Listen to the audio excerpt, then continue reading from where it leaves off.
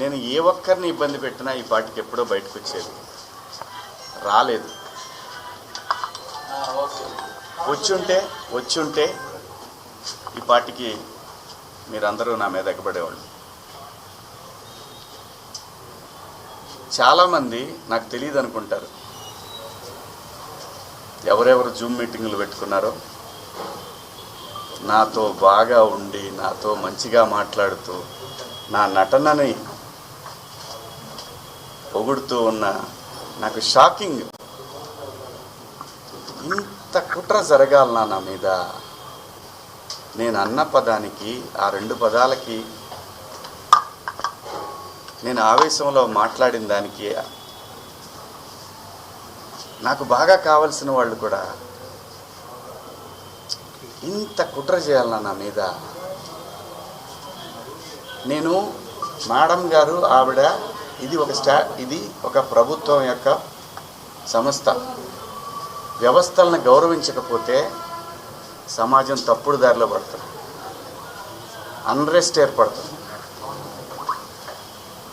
ఆవిడ చాలా హుందాగా చాలా గౌరవంగా ఈ వ్యవస్థను నడిపిస్తూ ఉన్నారు.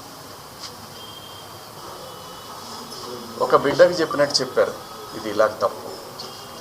నేను అడిగింది ఒకటే మేడం గారిని, మేడం గారు మీరు మీ డ్యూటీ చేశారు, మీరు చేసిన దానికి నేను గౌరవంగా నేను వచ్చి ఒక పౌరుడిగా నా బాధ్యత నేను నిర్వహించాను.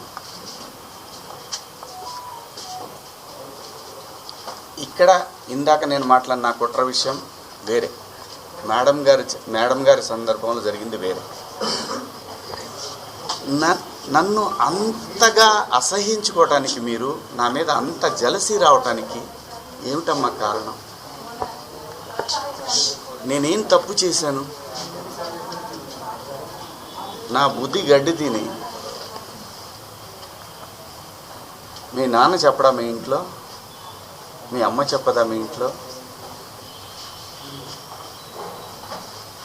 అంత ద్వేషం ఎందుకు పెంచుకుంటున్నారు? వినా స్త్రీయ జననం నాస్తి. స్త్రీ లేకపోతే ప్రపంచమే లేదు, అసలు ఈ మానవాళ్లే లేదు. ఏ మగవాడు కూడా తన ఇంట్లో తన భార్య, తన బిడ్డ, తన అక్క చెల్లెళ్ళు, తన కుటుంబాలు ప్రతి ఒక్కడికి ఉంటాయి. ఇక్కడ ఎవరి మీద దాడి చేస్తున్నారని, ఆ డివిజన్ని తీసుకురావాలని ఎందుకు తహతహలాడిపోతూ ఉన్నారు? అందరి వాదన ఒకటే, స్త్రీని మహాలక్ష్మిలా చూసుకోవాలనుకుంటారు. ఎవరు బట్టలు ఎలా వేసుకుంటే నాకేంటమ్మా? మీరు ఎలాంటి బట్టలు వేసుకోవాలనేది మీ ఇష్టం. నేను ఒక తండ్రిలాగా నా దగ్గర హీరోయిన్లు అందరూ కూడా నాకు తండ్రిలాగా నేను పాత్రలు చేస్తున్నాను కాబట్టి నా బిడ్డలకు చెప్పినట్టు చెప్పానే కానీ ఇంతకుముందు ఎప్పుడు ఎవరు ఏమీ అనలేదమ్మా. వాళ్ళ మీద మీరు ఇలాగే కంప్లైంట్లు ఇచ్చారా? జూమ్ మీటింగులు పెట్టుకొని మీలో మీరే? ఏమ్మా పేర్లు పెట్టి అనగలను నేను, కానీ మీరు ఇబ్బంది పడకూడదు.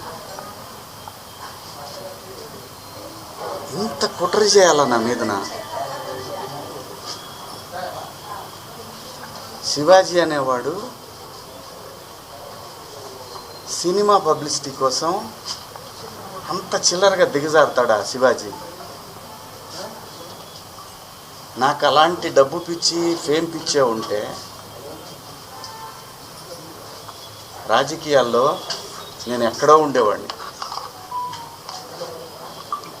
ఒక సినిమా కోసం అంత దిగజారే మనిషి అయితే 13 సంవత్సరాల పాటు